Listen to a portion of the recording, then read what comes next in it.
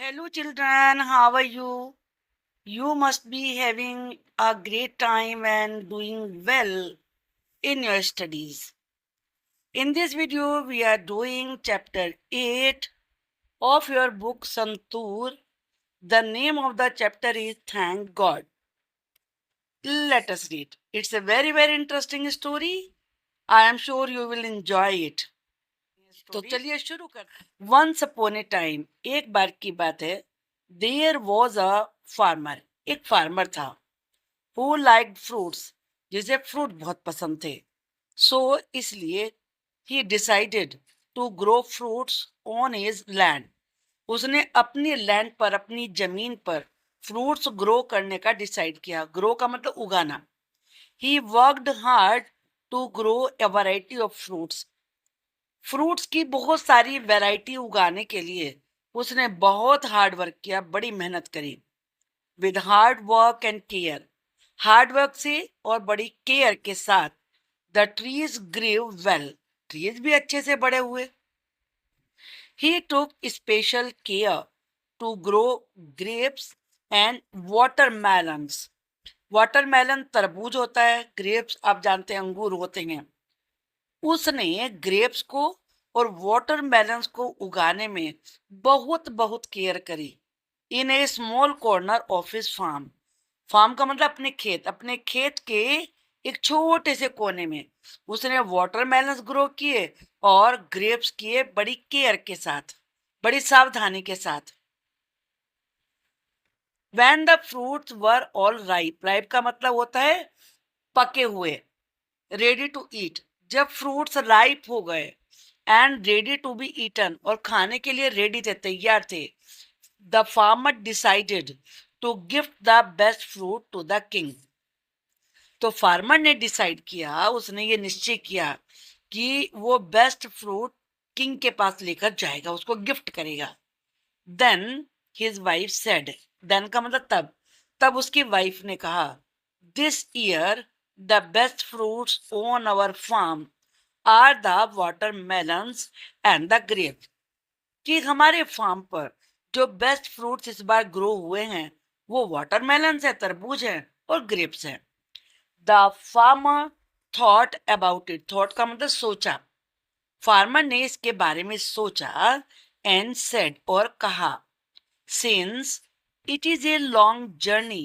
To the palace palace कहते हैं महल को क्योंकि महल तक जाने की ये एक बहुत लंबी यात्रा है I shall take the grapes मैं ग्रेप्स ही लेकर जाऊंगा as watermelons are too heavy heavy कहते हैं भारी को क्योंकि वाटरमेलन्स तो बहुत भारी हैं सो इसलिए he put bunches of grapes in a basket उसने ग्रेप्स के बंचेस को गुच्छों को एक बास्केट में रखा and walk to the king's palace और किंग के पैलेस में चल के गया what do you think will happen next आपके हिसाब से आगे क्या होगा आप ये भी कह सकते हैं कि किंग को ग्रेप्स बहुत पसंद आए होंगे और किंग ने फार्मर को कुछ गिफ्ट दिया होगा रिटर्न में the king like the grapes and he also gifted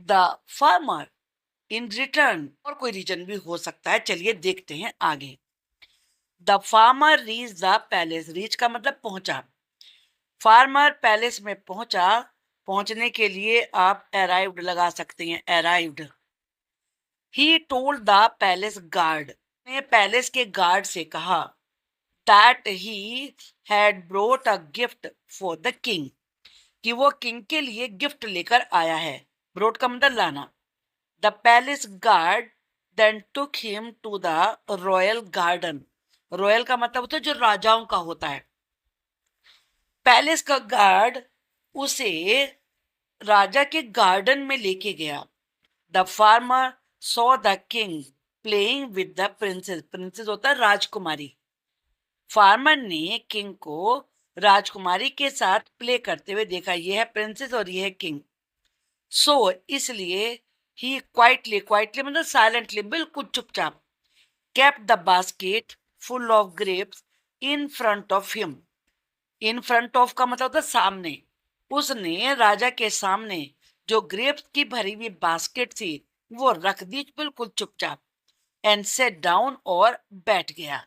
when the king sat down to rest, जब किंग भी रेस्ट करने के लिए, आराम करने के लिए बैठे, the guard brought the basket of grapes to the king, तो गार्ड वो ग्रेप्स वाली बास्केट को किंग के पास लेकर आया। The guard pointed to the farmer, guard ने फार्मर की तरफ इशारा किया। एंड टोल्ड द किंग, और राजा से कहा, that the grapes were a gift from the farmer, कि ये ग्रेप्स फार्मर की तरफ से एक गिफ्ट हैं। The king saw the farmer, saw का मतलब देखा, किंग ने फार्मर को देखा। The king was still in A playful mood, playful का मतलब खेलने के मूड में, किंग अभी भी खेलने के मूड में ही था। He took a bunch of grapes from the basket, bunch का मतलब गुच्छा, उसने बास्केट में से ग्रेप्स का एक गुच्छा उठाया।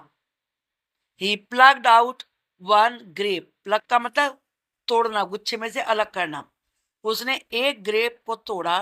And popped it into his mouth, और अपने मुंह में डाल लिया। Then he plucked another grape, फिर उसने एक और तोड़ा। And threw it playfully at the farmer, और खेल खेल में उसे फार्मर की तरफ फेंक दिया। When the grape hit the farmer's forehead, forehead का मतलब होता है माथा, जब ग्रेप फार्मर के माथे पे जाके लगा, ही सेड थैंक यू, तो उसने कहा thank God. The king was surprised, surprise का मतलब आश्चर्य, किंग को बड़ा आश्चर्य हुआ। He threw a grape again, again का मतलब दोबारा, उसने फिर दोबारा से एक ग्रेप फेंका। The farmer again said, farmer ने फिर दोबारा कहा, thank God I am blessed, blessed का मतलब भगवान की कृपा है मेरे ऊपर।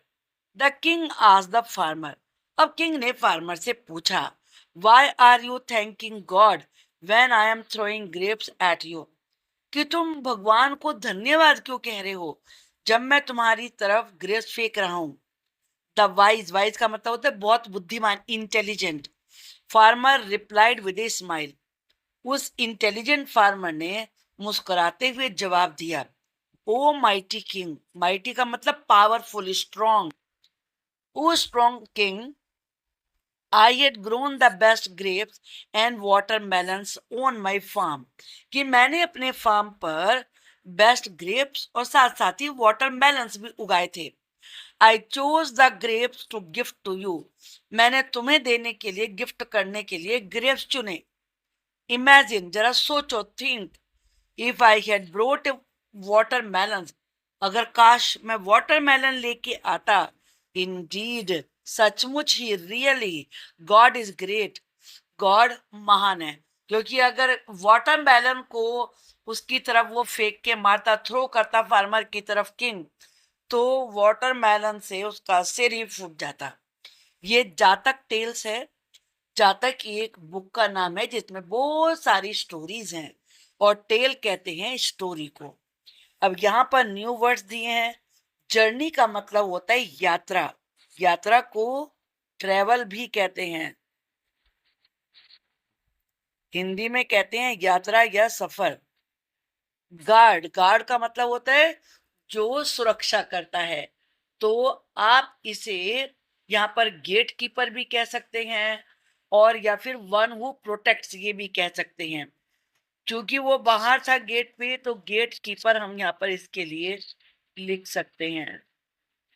और रॉयल, रॉयल का मतलब राजा का, रिलेटेड टू किंग, जो भी कोई चीज राजा की होती है उसके लिए रॉयल आ जाएगा, जैसे royal palace, royal garden. Popped, popped का मतलब उसने रखी, डाली, पुट इनटू। और वाइज का मतलब बुद्धिमान होता है, अर्थात इंटेलिजेंट। ग्रो, ग्रो का मतलब उगाना होता है, इसके लिए लिखेंगे प्रोड्यूस। केप्ट का मतलब पुट। फ्रंट, यहाँ पे फ्रंट का मतलब था सामने, बिफोर। और अगेन का मतलब होता है फिर दोबारा से।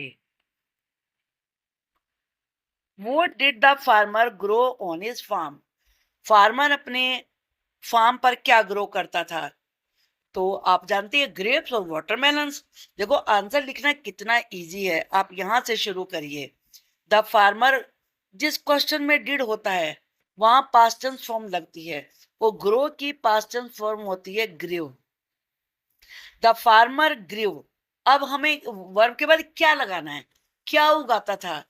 ग्रेप्स और वाटरमेलन, और फिर आ जाएगा ऑन हिज फार्म। तो कैसे हम इस आंसर को राइट करेंगे यहाँ पर, मैं आपको बताती हूँ। The farmer grieve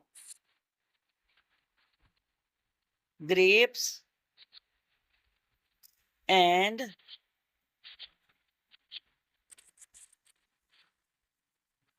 watermelons. What did his wife say? उसकी वाइफ ने क्या कहा? क्या कहा था उसने? His wife से का बन जाता है said, फिर ऐसे हम डैश लगाएंगे। Best fruits are grapes and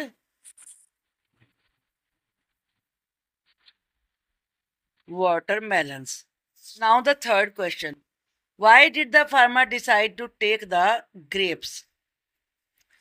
क्यों फार्मर डिसाइड किया ग्रेप से लेके जाएगा? क्योंकि जर्नी बहुत लॉन्ग थी पैलेस तक की। पहले यहां से लिखेंगे द फार्मर, डिसाइड में डी लगाएंगे, decided to take the grapes because it was a long journey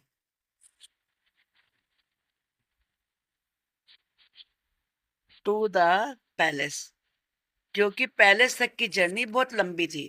what did the king do playfully? Playfully खेल खेल में किंग ने क्या किया? उसने ग्रेप उठाया और फार्मर की तरफ फेंक दिया। The king through a grape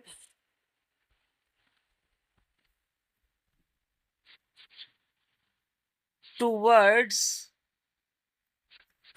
the farmer, farmer की तरफ फेंक दिया। Why did the farmer say thank God?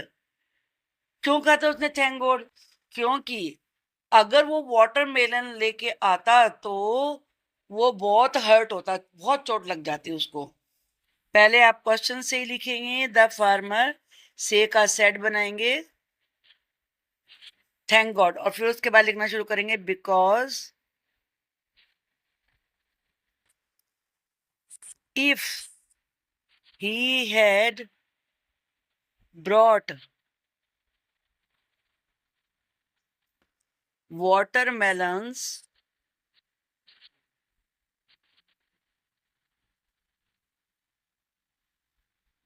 यहाँ कोमा लगेगा, it would hurt him a lot, तो उसे बहुत ज्यादा चोट लगती। Now the next question, think and say the farmer in the story grew fruits. इस स्टोरी में फार्मर फ्रूट्स उगाता था। What else can a farmer grow? Farmer और क्या क्या ग्रो कर सकते हैं? यहां से आंसर शुरू करेंगे। अ फार्मर कैन इधर आ जाएगा, a farmer can grow rice, pulses, wheat, barley, millets,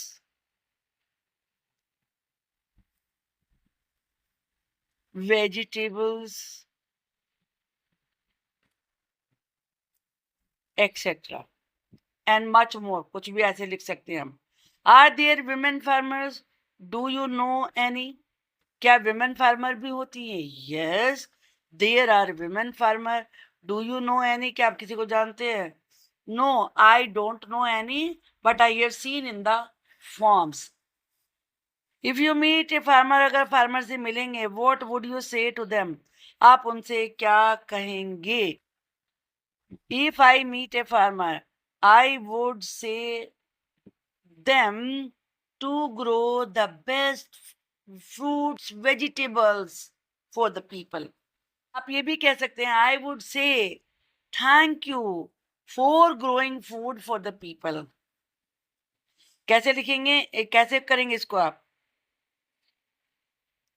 If I meet a farmer, I would thank him for growing so many things.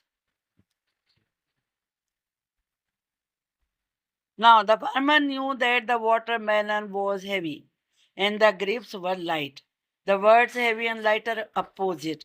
Heavy का मतलब भारी, light का मतलब हल्का. अब यहाँ पे थिक, थिक का अपोजिट आपको लिखना है. यहाँ पर right the opposite of the underline word. Thick का होता है थिन. थिन मैंने पतला. लॉन्ग जर्नी, लंबी यात्रा, शॉर्ट. सॉफ्ट कॉटन, और रो कैसी होती है? Hard. Slow tortoise, fast. Rabbit. Read the sentence. The ball is round, ball round है. The tables are brown, tables brown है. Fill in the blanks is और are. There animals in the jungle. अगर आपका कोई sentence there से शुरू है तो आप इसके सब्जेक्ट में इज लगाएं कि आर लगाएं. पीछे वाले वर्ड से देखना होता है. तो यहाँ एनिमल से ज्यादा के लिए आर आता है, एक के लिए इज आता है, तो यहाँ आर आएगा. द टेबल, टेबल एक है, is. Made of wood. These mangoes, mango ज्यादा हैं, आर स्वीट, मीठे हैं. Raghuram a tall boy, is. The toy ज्यादा हैं तो आर आएगा. Are on the shelf. The book एक है, is. On the table. Girls ज्यादा हैं तो आर आएगा. Are at the shop. The car एक है तो इज आएगा. Is on the road. Achoo, let us listen. Once a mighty elephant got a mighty cold. It went to buy a handkerchief where handkerchiefs were sold. A hanky for an elephant. The salesgirl was surprised. Sorry, sir, but we don't have a handkerchief that size. Ach, said the elephant and shook its mighty head. Forget about the handkerchief. Give me a sheet instead. अच्छू कब करते हैं? जब छींक आती है. One से mighty elephant, एक बार बहुत ही स्ट्रॉन्ग एलिफेंट था. गॉट ए माइटी कोल्ड, अब उसे कोल्ड भी बहुत सारा हो गया. It went to buy a handkerchief, वह हैंकी रुमाल खरीदने गया. वेयर हैंकरचीफ्स वर सोल्ड, जहां रुमाल बिकते थे, हैंकी बिकते थे. A hanky for an elephant. The seals girl was surprised. जब एलिफेंट ने उसे हैंकरचीफ मांगा तो सील गर्ल को बड़ा आश्चर्य हुआ. उसने कहा एलिफेंट के लिए hanky. Sorry sir, but we don't have a handkerchief that size. हमारे पास तो इतने बड़े साइज का हैंकी ही नहीं है. अच्छ, सेड द एलिफेंट. एलिफेंट को फिर छींक आ गई. And shook it mighty head. फिर उसने अपना इतना बड़ा सिर हिलाया. Forget about the handkerchief. Handkerchief तो भूल जाओ. Give me a sheet instead. तुम मुझे शीट ही दे दो, यानी कि चादर ही दे दो. अब ये शीट उसने ले ली और लपेट ली. Imagine you are visiting the big elephant. You know the elephant has a cold. What food items will you take with you? आप क्या क्या आइटम एलिफेंट के लिए लेके जाएंगे जिसे कोल्ड हुआ है? तो आई वुड टेक, देखो यहाँ पे बहुत सारी चीजें बनी हुई हैं, क्योंकि जब हमें कोल्ड होता है तो उसमें विटामिन सी ज्यादा दिया जाना चाहिए. तो यहाँ पर विटामिन सी के क्या है, मैंगो हैं और ऑरेंजेस हैं और साथ में ग्रेप्स हैं। तो आप यही कहेंगे, आई वुड टेक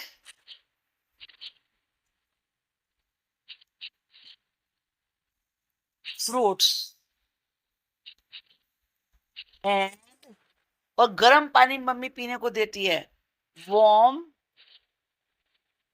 वाटर। गर्म पानी पीने से ठीक हो जाता है cold. Chandu's fruit salad, Chandu ने फ्रूट का सैलेड बनाया। Chandu has written the steps for preparing a salad on a few slips of paper. उसने इन स्लिप्स पर लिखा है कि क्या क्या करेगा सैलेड बनाने के लिए। ही मिक्स देम अप, लेकिन वो सारी मिक्स हो गई हैं। Think of the proper order and write down in the space given below. अब इनका सही ऑर्डर बनाइए कि पहले क्या करेंगे उसके बाद क्या करेंगे, और उन्हें फिर राइट करिए। चलिए यहाँ पर देखते हैं भाई, सबसे पहले क्या लेना होगा। पहले आप करेंगे, mother cut some fruits for me. Mother मेरे लिए कुछ फ्रूट्स को कट करती हैं। अब सबसे पहले वो क्या लेता है, सबसे पहले लेता है बनाना स्लाइसेस। उसके बाद वो लेता है, next I put in papaya cubes. उसके बाद then I add the apple slices, फिर वो एप्पल की स्लाइसेस करता है। After that I add some grapes from a bunch, फिर वो बंच से कुछ ग्रेप्स को ऐड करता है। फिर ये सारी चीजें लेने के बाद वो उन सबको मिक्स करता है, ये सिक्स आ जाएगा। Then I mix them all, और फाइनली क्या करता है, फाइनली आई स्क्वीज, स्क्वीज का मतलब निचोड़ना। A lemon on it adding a pinch of salt, थोड़ा सा सॉल्ट मिलाता हूँ और लेमन उसके ऊपर स्क्वीज करता हूँ। तो ये है सैलेड की रेसिपी। पर फ्रूट्स दिए हैं इसमें ग्रिड में, आपको इन्हें सर्च करना है, ये तो आप ही ढूंढेंगे। You have to do this, क्योंकि बहुत इजी काम है, सारी स्पेलिंग भी यहाँ पर लिखी हुई है। तो you find out them, it is very very interesting. I hope कि आपको पूरा चैप्टर अच्छे से समझ में आ गया होगा। वीडियो को लाइक करना मत भूलिए। Thank you.